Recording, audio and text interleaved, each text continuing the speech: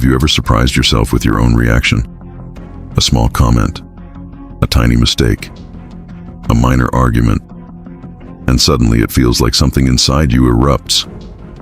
And in that moment, even you don't understand why it feels so big. You tell yourself, this shouldn't bother me this much. So why does it? People around you think you are too sensitive, too dramatic, or overreacting. But if they could see what's happening inside, they would realize this isn't reaction. This is emotional overflow. Your body isn't responding to this moment. It's responding to everything you never had space to process. All the times you stayed silent, all the feelings you swallowed, all the stress you carried alone. They don't disappear, they wait. And the moment your system can't hold one more drop, it spills. Not because the trigger is big, but because your heart is already full. This is what psychology calls emotional flooding, a state where your nervous system screams, I can't handle anymore, and your mind mistakes that overload for danger. You are not unstable, you are overwhelmed. By the end of this video, you won't just know what emotional flooding is, you'll finally understand yourself. You will see why your reactions feel bigger than the moment, why your brain shuts down so quickly, and why you suddenly feel out of control even when you don't want to. You will learn what actually happens inside the nervous system when you are overwhelmed, and most importantly, how to regain control before your emotions hijack you. Not by suppressing feelings, but by understanding them and learning how to calm your system from the inside out. What is emotional flooding? Emotional flooding is not too much emotion. It is a moment when the nervous system becomes so overwhelmed that the body can no longer stay in a normal state. It slips into survival mode. It is not drama, weakness, or overreacting. It is a physiological shutdown disguised as emotion. Think of a glass slowly filling with water, one drop at a time, quiet, invisible. No one notices anything until the final drop makes it overflow. People blame the last drop, but the real story was everything that was already inside. That's exactly how flooding works. Your body keeps absorbing stress, disappointment, fear, criticism, emotional pressure, silently, without protest. You keep telling yourself, it's fine, not a big deal, I'll handle it later. But the body never hears later. It only hears, carry more. And eventually, there is no more space left. Then comes a tiny trigger, a tone of voice, a careless word, a small inconvenience. And suddenly, your chest tightens, your heartbeat spikes, and your mind starts drowning in sensation. You feel like you're losing control, but what you're really losing is capacity. Your system cannot process one more emotional input, so it collapses into defense. Flooding feels big on the outside, but it begins as a silent overload on the inside. Psychology defines emotional flooding as the moment when the emotional brain activates so strongly that the thinking brain is forced offline. This is why you can't reason, explain yourself, or stay calm. Logic has temporarily left the room. You are not choosing reaction. Your nervous system is choosing protection. To understand this on a human level, imagine a small moment. Someone you care about speaks to you with a slightly harsh tone. It shouldn't matter. It's such a small thing. But suddenly, your chest heats up. You feel tears or anger rising from nowhere. Part of you whispers, "Why is this hitting me so hard?" Because in that instant, your body is not reacting to this tone. It is reacting to all the tones you had to swallow before. All the times you weren't heard. All the times you held yourself together when it hurt. All the moments you had to stay strong because there was no space to fall apart. Flooding is the past rushing forward, disguised as the present. It is your body saying, "I have carried too much for too long." It is not overreaction, it is oversaturation. When the system is full, protection becomes automatic. And until the nervous system feels safe again, no part of you can truly calm down. This is emotional flooding. What happens in the brain during flooding? When emotional flooding begins, it does not start in your thoughts. It starts deeper, inside the oldest part of the brain, the part designed for survival, not reasoning. The moment your nervous system senses overwhelm, the amygdala steps in like an emergency alarm. It does not ask questions. It does not check whether the situation is actually dangerous. It simply assumes, you're not safe. Protect yourself.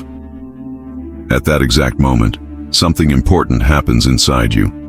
The amygdala takes control, and the prefrontal cortex, the part responsible for logic, perspective, emotional balance, and self-control, begins to shut down. Not because you're weak, but because your brain believes thinking is now a luxury. Surviving comes first. That's why you can't stay calm, even when you want to. It is not a choice. It is a neurological takeover. You feel sudden heat in the chest, a tight throat, heavy breathing, a burst of anger or helplessness. This is the brain flooding your body with stress chemicals. Adrenaline rises first, sharpening your senses. Then cortisol follows, freezing your clarity. Your body is preparing as if you are standing in a battlefield, not in a conversation or a room. This is why the simplest moment feels unbearable. Your body doesn't think you're talking. Your body thinks you're defending yourself. People often ask, why does my brain do this so fast? Because survival mode is designed to be instant. If your brain waited for logic, danger might win. So the emotional brain acts first, thinking comes later. But here is the part most people never realize. The brain cannot distinguish between emotional threat and physical threat. The same circuitry fires, the same alarm rings, the same shutdown begins. You are not too emotional, you are neurologically overwhelmed. And during this shutdown, something else disappears too. Language. That is why you suddenly can't find the right words, or you go blank, or everything in you wants to walk away, cry, yell, or shut down. You are not being dramatic. Your brain has simply switched from communication mode to protection mode. In that state, your nervous system is screaming, do something to feel safe again.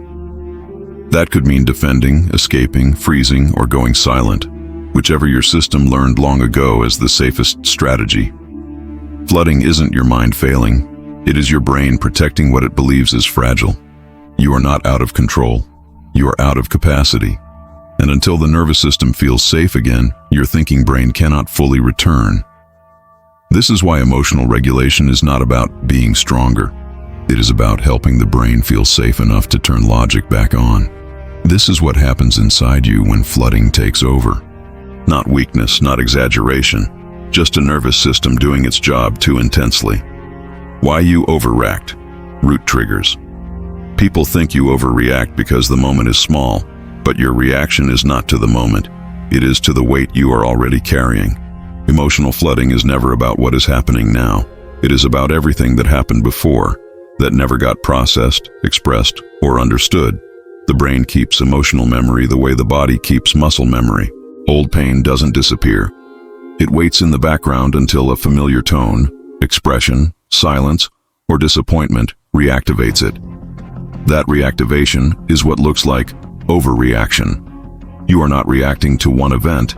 You are reacting to a pattern you have seen before. Sometimes that pattern started years ago. A strict parent, a relationship where you weren't heard, a moment where crying wasn't allowed, a childhood where you had to hold yourself together, a lifetime of, I'll deal with it later. Every unresolved emotion becomes a stored signal, and when the present moment resembles the past, the body treats it as the same danger. This is why small triggers feel huge. They are pulling indirect weight from history, not the moment. Here are the root triggers that quietly feed flooding. 1. Unprocessed hurt. Every time you said it's fine when it wasn't, the emotion didn't vanish. It just waited for the next trigger.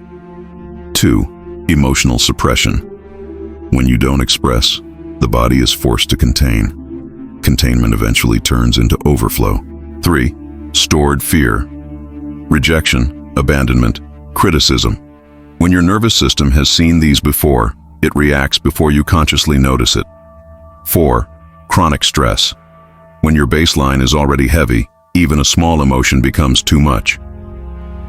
5. History of not feeling safe. People who grew up without emotional safety overreact not because they are dramatic, but because they never learned what safety feels like.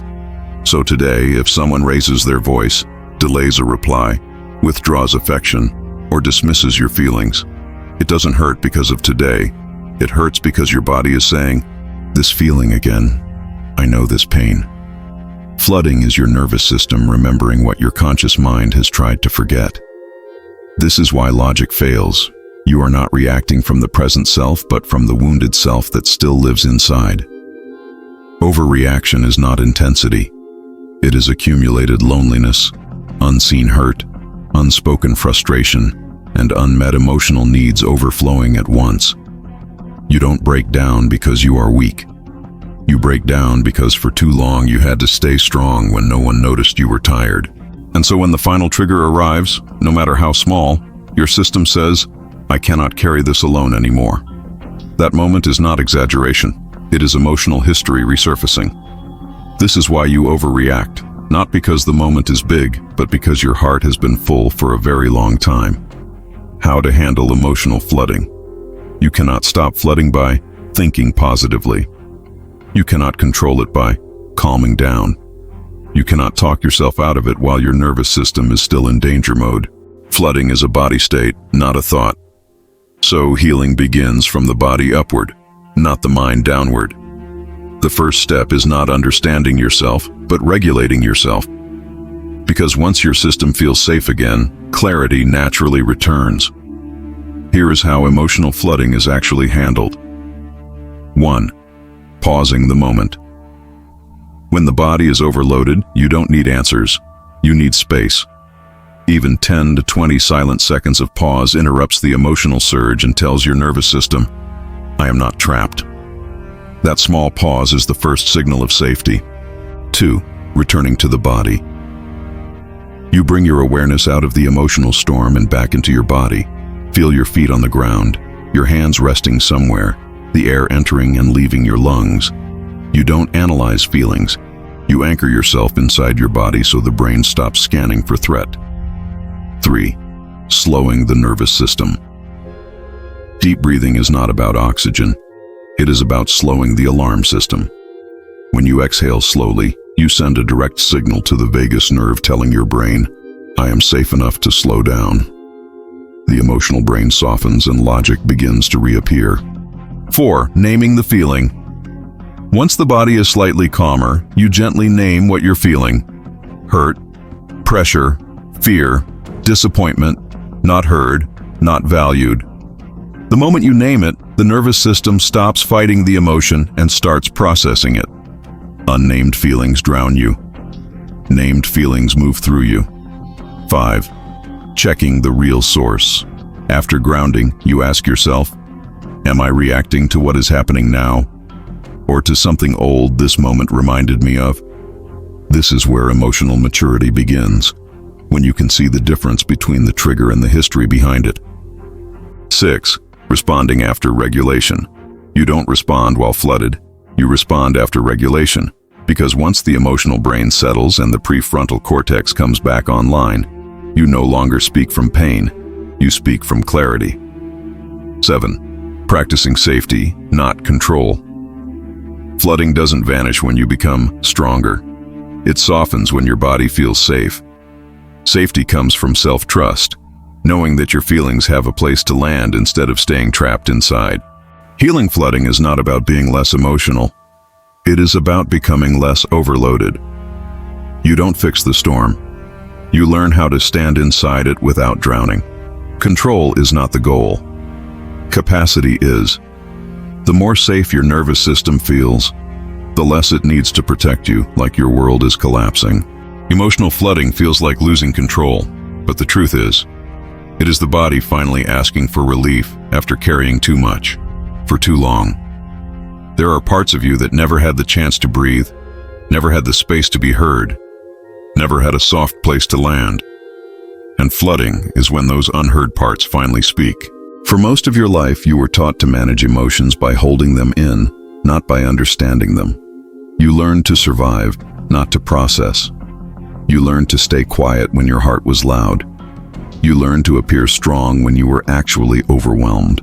And now, when even a small moment cracks that surface, The world sees a reaction, while your nervous system is actually releasing a lifetime of unspoken weight.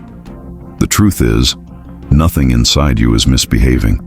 It is simply exhausted from holding everything alone. Flooding is not the problem. Carrying everything without support is.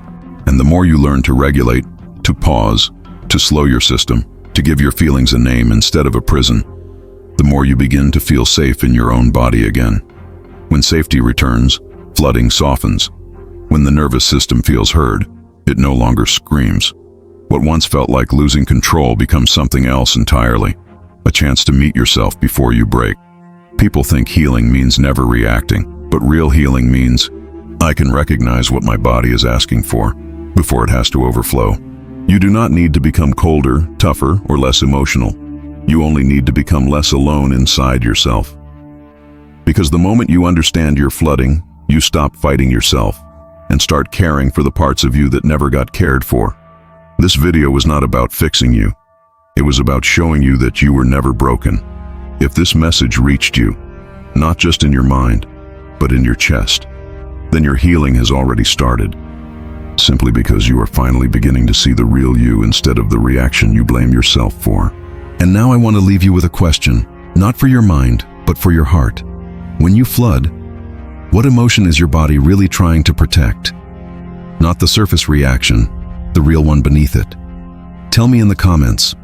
I genuinely want to read your answer. Before you go, if this helped you understand yourself on a deeper level, like the video, share it with someone who needs this, and subscribe so more people can finally learn what their emotions are really trying to say.